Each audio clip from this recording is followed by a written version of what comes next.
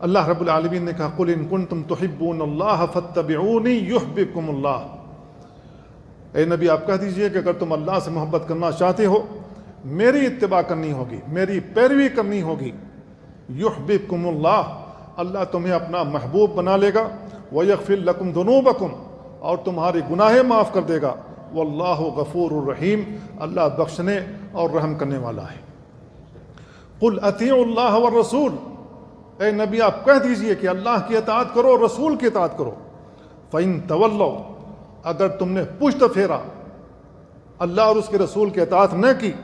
فَإِنَّ اللَّهَ لَا يُحِبُّ الْكَافِرِينَ، اللہ ایسے کافروں کو پسند نہیں کرتا ہے۔ غور کر لیں اللہ رب العالمین کیا کہہ رہا ہے۔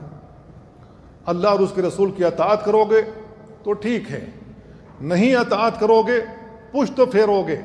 منہ موڑ کر چلے جاؤ گے، اللہ رب العالمین نے کہا ایسے لوگ کافر ہیں اور اللہ ایسے کافروں کو پسند نہیں کرتا ہے۔ تو ہمیں ہر حال میں اللہ اور اس کے رسول کی اطاعت کرنی ہوگی، فرما برداری کرنی ہوگی، اللہ اور اس کے رسول کا حکم ماننا ہوگا، جہاں پر اللہ اور اس کے رسول کھڑا ہونے کے لیے کہیں وہیں کھڑا ہو جانا ہوگا، وہیں رک جانا ہوگا، تجاوز نہیں کرنا ہے،